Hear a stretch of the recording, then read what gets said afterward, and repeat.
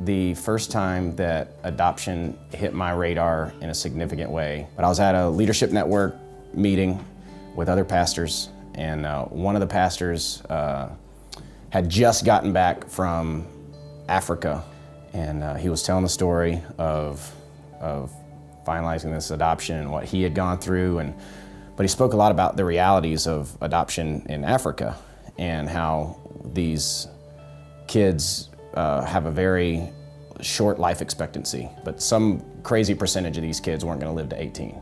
It piqued my interest dramatically. I kind of lived with fear throughout my entire life. I was afraid of the piece of paper that says you have to choose gender and special needs and race and all these things, and I was afraid of choosing someone who was just like me and then feeling guilty for not choosing someone who's the most different and the most sick and needy, and then I felt scared of choosing the most sick and needy or the most different, because that's scary too. Either way is terrifying. The few months leading up to the moment that I felt that call to adopt, it was a weird, eerie season where it felt like everyone I met was adopting. I saw my cousins who had adopted 2 special needs girls from China, and then that same cousin posted an album of the orphanage where she picked up her most recent daughter on Facebook, and it was terrible condition. Her comment with pictures was, these are hard to look at, something like, I'm just posting these because I feel like God might use them and lead someone to want to adopt. And so they just kind of stuck with me. I have Ever, who's 6. We were just driving down this road, and then Ever said, Mommy, I'm so glad I have a mommy and daddy and a house to live in. And I said, yeah, me too. And she said, I'm so glad that I don't have to sleep in a wood crib. And it was just a total, it was like God snapped his fingers, and all of a sudden, it was such a supernatural moment, because I just started sobbing, and I had this intense, immediate desire to adopt a little girl with special needs from China. And I just called him sobbing and said, and we hadn't talked about it in months and months.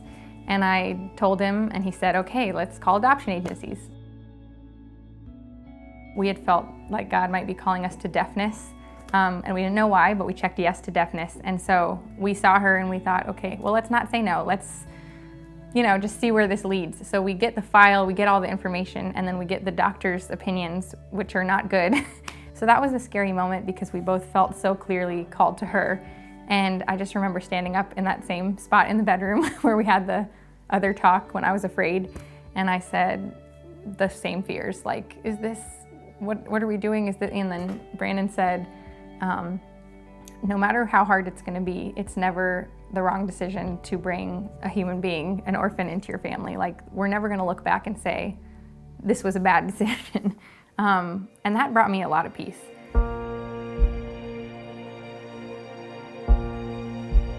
Being in China was the hardest 2 weeks of either of our life. It seemed as though we had the worst case scenario. Like, she couldn't walk, but she was also so, in hindsight, so neglected that she was non-responsive. I was kind of devastated, and grieving is the only way I can explain it. I felt like all my fears were maybe gonna be realized, and I had a really hard 2 weeks there because I had that moment with God. And so I did kind of second guess the moment, like, did I really hear God? Is this gonna be, is life always gonna be really heavy?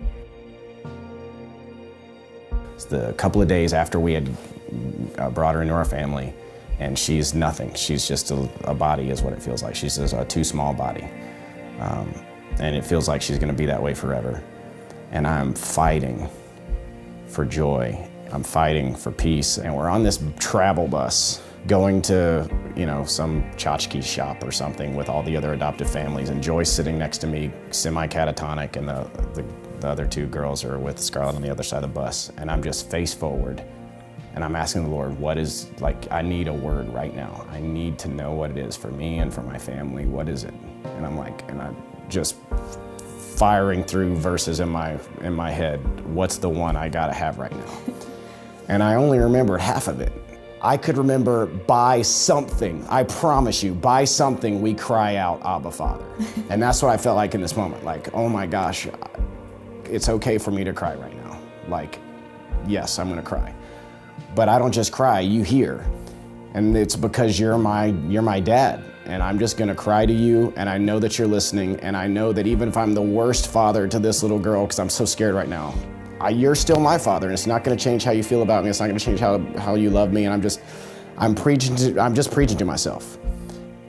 And I couldn't for the life of me remember what it was until I got back to my Bible and looked it up, and it was, we've been given the spirit of adoption, and by it we cry out, Abba, Father.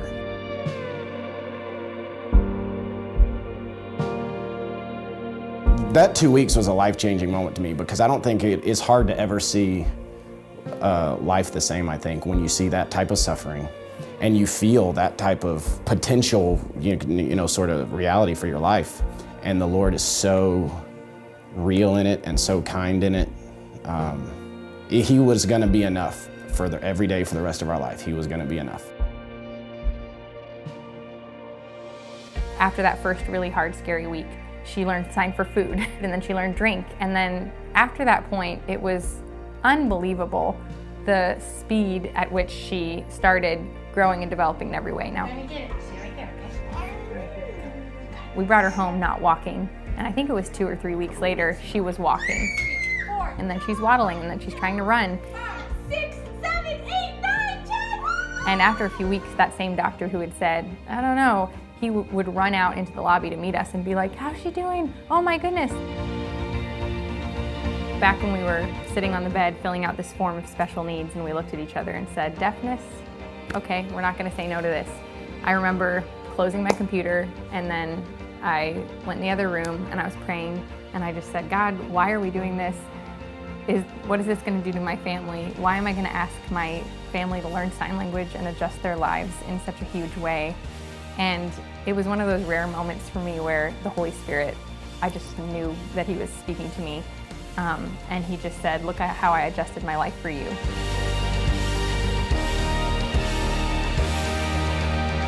It just gave me such peace in that moment that we decided deafness, which led us to seeing Joy's face and deciding joy, and then deciding to get on the plane.